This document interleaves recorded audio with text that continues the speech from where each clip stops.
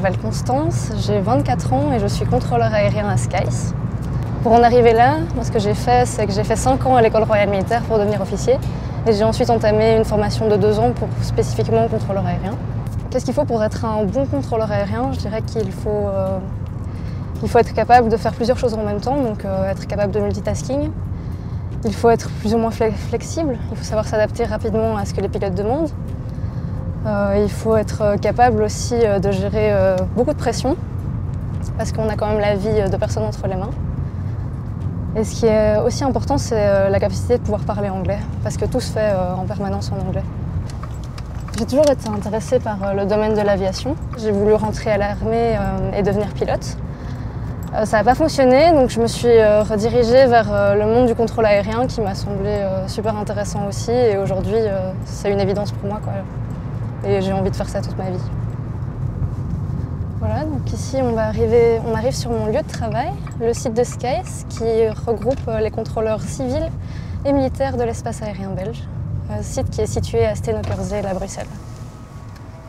C'est également ici que se trouve le centre régional de contrôle militaire, où je travaille, et je vais maintenant vous emmener dans la salle opérationnelle où je travaille quotidiennement. Nous sommes ici dans la salle des opérations, là où les contrôleurs civils et militaires travaillent tous les jours. Je vais maintenant vous montrer exactement les lieux. Donc nous avons ici sur notre droite là où les militaires travaillent et le reste de la salle est dédié aux contrôleurs civils. Donc ici à ma gauche, dans le petit cercle, nous avons les superviseurs civils et militaires. Et ici, tous les matins, je prends un téléphone pour qu'on puisse m'appeler quand le trafic arrive.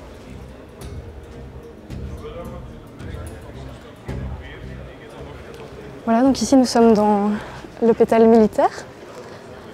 Nous avons différents écrans. Par exemple, ici nous avons la position qui va contrôler les altitudes basses, donc qui s'étend sur toute la Belgique. Nous avons ici le sud de la Belgique sur cette position-là. Sur les positions plutôt à l'arrière, nous avons le nord, et sur les positions derrière, si nous passons à côté, c'est sur l'ensemble de la Belgique également. Et ce sera plutôt des missions particulières, style Close Air Support ou des vols supersoniques. Ici, je vais vous expliquer un peu la position. Donc, comme je l'ai dit avant, ici on est sur le sud de la Belgique. Donc, quand on regarde la carte, on voit tous les avions qui circulent pour l'instant dans le sud de la Belgique. On peut voir également sur l'écran des blips, des carrés et des triangles avec des labels. Ce sont tous les avions qui sont en l'air pour l'instant, mais ce sont que des avions civils parce qu'on n'a pas de mission militaire qui vole actuellement à cause de la météo. Donc on pourrait croire que c'est un travail de bureau parce qu'on est assis la majorité du temps. Mais il faut savoir que c'est pas du tout ça parce qu'on est en contact permanent avec les pilotes. Donc si je prends mon casque qui est juste ici, je peux le brancher. Et je serai en contact en permanence avec tous les avions qui seront en l'air. Donc pour l'instant, il n'y a pas spécialement de trafic. Mais tout à l'heure, quand il y aura une mission, je pourrai leur parler directement au moyen du casque. Et avec ce casque, je parle également aux autres unités de contrôleurs, que ce soit les contrôleurs civils ou les contrôleurs sur base, pour coordonner tous les mouvements du trafic. Voilà, ici, après un shift qui dure plus ou moins 1 à 2 heures, on peut aller dans la salle de repos. On a des machines pour se restaurer, machines à café, machines à nourriture. Et quand on arrive ici dans la salle de repos, nous avons une table de billard, nous avons des fléchettes, nous avons aussi un baby-foot et une PlayStation pour ceux qui aiment ça. Juste derrière, là en suivant mon doigt, on a une cuisine, petite cuisine et également une silent room. Donc pour ceux qui n'ont pas envie d'avoir du bruit et qui veulent se reposer et vraiment être dans leur bulle, ils peuvent aller dans la silent room. On est ici dans les vestiaires de la salle de sport, où je viens régulièrement entre les sessions de contrôle pour pouvoir me vider la tête.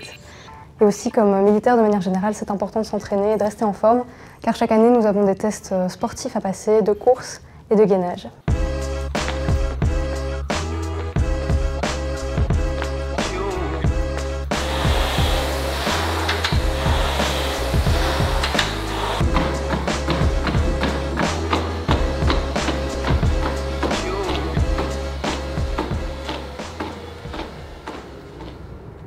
Nous sommes ici juste devant le bloc de l'école ATC, donc l'école des Air Traffic Controllers, où j'ai suivi ma formation et où tous les contrôleurs civils et militaires commencent leur formation. Il faut savoir que tous les contrôleurs militaires commencent leur formation chez les civils avant d'être redirigés vers contrôleurs tour, approche ou area. Nous sommes ici dans les simulateurs de l'école ATC, où j'étais également il y a quelques mois. Les élèves derrière moi viennent de terminer une session de simulateur tour, où ils ont été évalués pour réussir à faire décoller et atterrir des avions. Les sessions commencent généralement avec peu d'avions et terminent avec beaucoup plus de trafic, de manière à mesurer notre résistance au stress et de mesurer nos limites également. Nous allons maintenant entrer dans le simulateur militaire, simulateur tour et approche.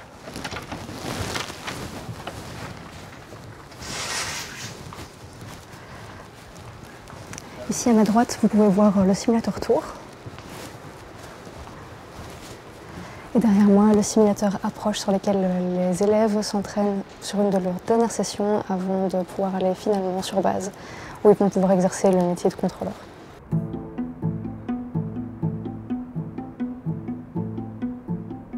Et il faut savoir que, contrairement aux contrôleurs civils, les contrôleurs militaires ont la possibilité de partir à l'étranger pour des missions, donc d'être déployés par exemple dans une tour de contrôle militaire à l'étranger.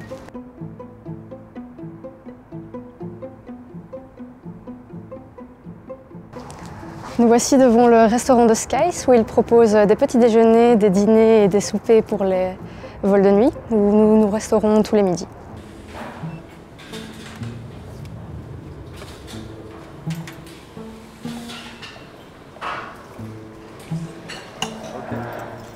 Voilà, ici j'ai pris le plat du jour pour manger.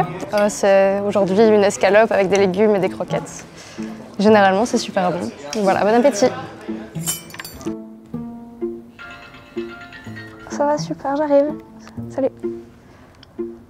Donc ici c'est le directeur de trafic qui vient de m'appeler pour me dire qu'il y avait du trafic qui s'annonçait dans 5 minutes, donc une mission va commencer.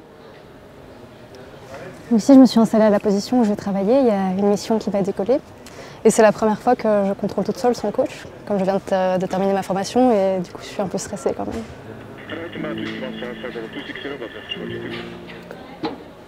Donc on a des avions qui reviennent de l'étranger, qui vont revenir de l'étranger, des avions qui vont partir à l'étranger et des avions qui vont décoller de Florène pour aller s'entraîner dans la partie nord de l'espace aérien belge.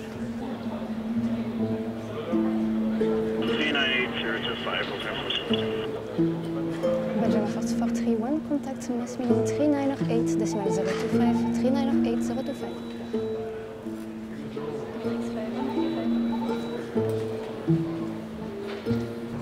Voilà, vous avez pu suivre avec moi aujourd'hui la journée typique d'un contrôleur militaire ici à Skies. Ici il est plus ou moins 16 h et j'ai terminé ma journée, mais ça change un peu tous les jours, dépendant de si je fais le vol de nuit ou pas. Dans ces cas-là, je peux terminer plus tard pendant la nuit. Moi j'adore mon boulot ici parce que ça change tous les jours, même si on est toujours assis devant l'écran radar. Le trafic est différent. J'aime avoir la pression sur la console. Et voilà, merci de m'avoir suivi et je vous souhaite une bonne journée.